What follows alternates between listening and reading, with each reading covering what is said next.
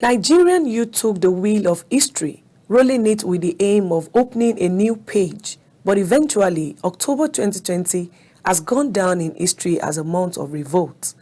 However, the Youth Rights Campaign, who organizes young people to fight all oppression, demanding adequate funding of public education and gainful employment, alongside anti-poor policies, has discovered the youth mission, seeing it as inequality and class struggle, looking at it from the eruption of October 20 EndSARS protest. EndSARS protest of October 2020 was a classical case of generational response to impunity, to age-long brutality, state repression, and catalogue of injustice, inequality, and class struggle in the Nigerian state.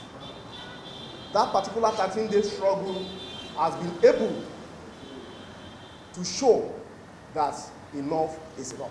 We also look at how the government itself has missed the opportunity to correct the anomalies. Because over time, the Nigerian youth and workers have been clamoring. The internet is replete with agitations, protests, and all that as to police brutality and state repression. The youth movement also emphasized that there were no lessons learned, as nothing has changed in the country through the government even after the protests. However, mentioning two major problems faced by Nigerians, which the youths are actually protesting against. SARS in Nigeria. The first SARS is called Defunct Special Anti-Robbery Squad. The second SARS, which all of us must take cognizance of, and which is even much more deadlier than the Special Anti-Robbery Squad, is what I have called severe acute respiratory syndrome. It is not the one that developed in the East, but it is the one that is choking us. We cannot breathe. High cost of living, hunger, insecurity. The coordinators of this program enjoined other youth to stand in the face of fear, having identified several problems facing youth involving bad governance, unemployment, and also emphasizing on the present ruling capitalist system, which is not helping the economy, hereby giving strengthening encouragement to fellow youths. Young people should never relent, because what is very clear, given the situation in Nigerian society today, is that the young people, because of how they are positioned within this population, they are seriously affected by the lapses and the crisis of the Nigerian society. I mean, I've mentioned just how the unemployment rate is far higher among young people.